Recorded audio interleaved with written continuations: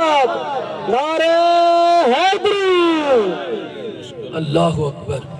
لیکن صحابہ نے بار بار جب اصرار کیتا تو اللہ دے محبوب نے ہاتھ اٹھا دیتے۔ سبحان اللہ، سبحان اللہ۔ صحابہ انتظار جن ہونے لب ہلسن اور پہاڑ آپت مل ویسن، اور طائف دے لوگاں دی چیخو پکار اسا اپنے کنہ دے نال سنسوں، لیکن حضور نے دعا کیا کی تھی، اللہم اہد قوم فإنہم لا یاقلون، مالک میری قوم کو ہدایت دے، یہ میں کو جان دے کوئی نہیں۔ مورخ اسلام حفیظ جلندری نے اپنے لفظاں دے وچ حضور دی دعا دا ترجمہ کیتا ہے، انہاں کہ حضور نے جو دعا منگی ہے، الہی کرم کر کو سارے طائف کے مکینوں پر، الہی کرم کر کو سارے طائف کے مکینوں پر، الہی پھول برسا ان پتھروں والی زمینوں پر۔ سبحان اللہ۔ فرمایا لا اسألکم علیہ اجرا، میں اس محنت کے اتے جو دین دی تبلیغ کی تھی ہر رکاوٹ کو توڑ کے تو کو دین دا پیغام پہنچائے، میں تہاڈے کولو ایندا کوئی اجر اور معاوضہ طلب نہیں کریندا۔ سبحان اللہ۔ سچی گل یہ ہے کہ جڑی تبلیغ دین دی خلوص دے نال ہووے، لالچ اور تمے تو بغیر ہووے، ان دا اثر وکھرا ہوندا۔ فارسی والے آدن از دل خیزت پر دل ریزت، جڑی گال دل چوں نکلدی ہے وہ دل دے اوتے ون کے چوٹ مریندی ہے۔ اللہ اکبر۔ جنہاں لوگاں نے بھی دین دی خدمت کیتی ہے انہاں دا خلوص ہوندا ہے، وہ خلوص دے نال کم کرن والے ہونے ہیں، اور اللہ تعالیٰ نے اس طبقے کو، انبیاء دے طبقے کو تا اس چیز دے پچھاویں تو بھی محفوظ رکھا ہے۔ اللہ دے نبیاں تے رسولہ دی تبلیغ فقط اللہ دی رضا دی خاطر ہے۔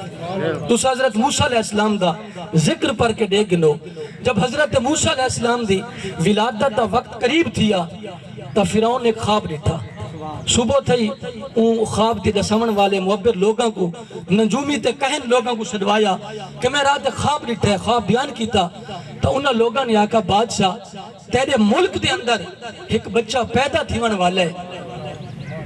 میرا توجہ ہی نہیں رکھو، جو بیٹھا سمجھنی ہے، اگر تو ابتدا سمجھے جاسی تو ولتاں ہی بھئی تغیر سمجھے جاسی، اللہ لوگ ہی نہیں آندے راسن، توجہ ہے تو آدھی۔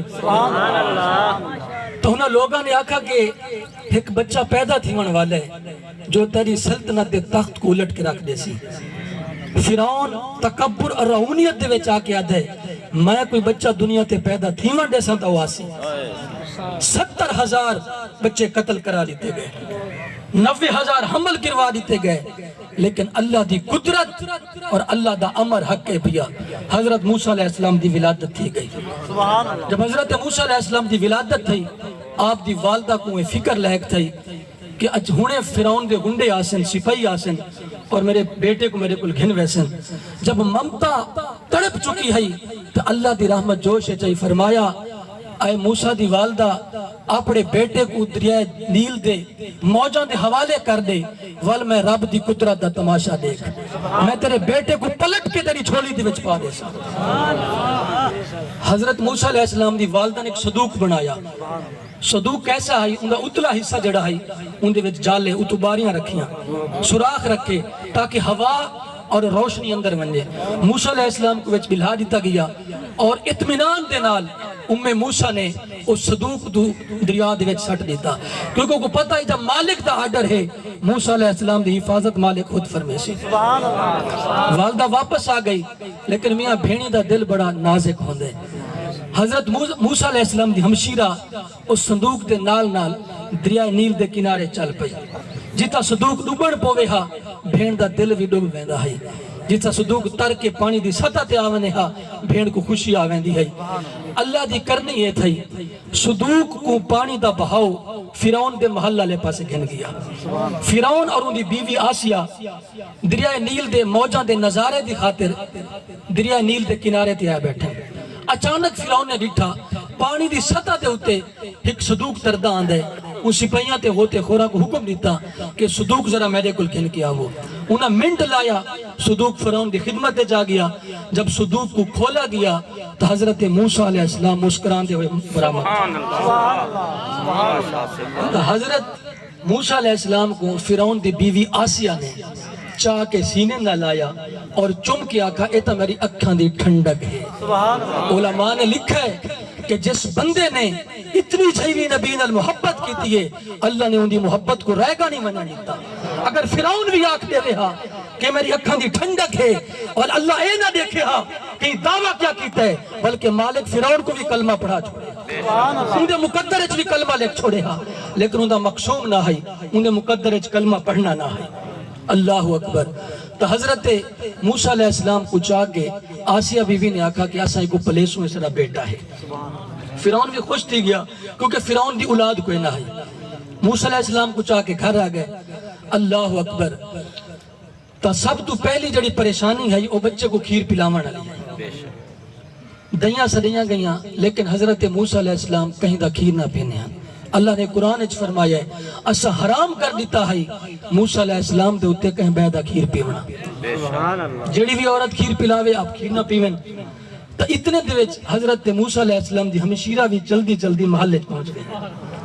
آپ نے جب انہوں لوگوں کو پریشان دیتا ہے تو آپ نے فرمایا کہ ایک دائی کو میں بھی جان دیا جہاں کھیر بچے بڑے شوق دے نال پینے. تو فرعون نے آکھا کہ جلدی کرول اس عورت کو گھن کیا. تو حضرت موسیٰ علیہ السلام دی والدہ کو گھن کے آ گئی. جب اممہ نے کھیر پیش کی تا موسیٰ علیہ السلام نے شوق نال کھیر پی گیا. اللہ اکبر. تو فرعون آکھے آئی تو میرے بیٹے کو کھیر پلے سے اور رہائش بھی نال کر دیتی. فرعون آئی کہ میں کہیں بچے کو پیدا نہ تھی وانڈے ساں لیکن رب پاکا میں کو رب بھی نہ آکھیں اگر تیرے گھارج پال کے نہ دکھاؤں. اللہ اکبر.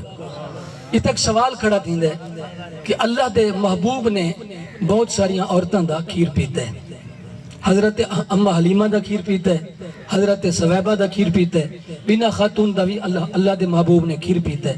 لیکن موسیٰ علیہ السلام دے ہوتے اللہ نے حرام کر دیتا ہے. تیندہ جواب ہے کہ کھیر پیونا کوئی منع نہیں. کھیر تا بھیر بکری دا بھی گاں تے مجھ دا بھی پیتا وہیں سنگھ ہے. لیکن موسیٰ علیہ السلام دا ماجرہ کوئی اور ہے. پہلی گال یہ ہے کہ موسیٰ علیہ السلام دی والدہ کو پتر تک ملاونا ہے. اور دوسری گال یہ ہے کہ کل کو فرعون جب موسیٰ علیہ السلام فرعون دے محل دے وچ کھڑ کے اللہ دی توحید تا اعلان کرے نا تو فرعون مسکرا کے آنکھ سنگدہ ہے علم نربکا فینا ولیدہ میرے گھارج بلدہ رہی ہیں اور میں کو عقل سکھاوڑ آ گئی ہیں. مالک نے پہلے جواب تیار کر چھوڑا ہے کہ میرا موسیٰ آنکھ سنگے کہ میاں میں پلدہ تیرے گھارج رہی ہیں لیکن گھیر اپنی مادہ پیندہ رہی ہیں. جب کوئی بندہ گھروں کھا کے دین دی تبلیغ کرے سی ان دا اثر وکھرا ہو سی. ایک گال یاد رکھو جب گھروں کھا کے بے لوز تھی کہ اللہ دی رضا دی خاطر بھی بندہ اللہ دا کم کرے سی دین دی خدمت کرے سی ان دا اثر بھی ہو سی ان دا رنگ بھی وکھرا ہو سی. پہلے دور دے وچ نظر اٹھتی ہے مجمع کلمہ پڑھ گندہ ہے. آج وہ چیزاں نظر کیوں نہیں آنیاں سارے اندر خلوص باقی نہیں رہی.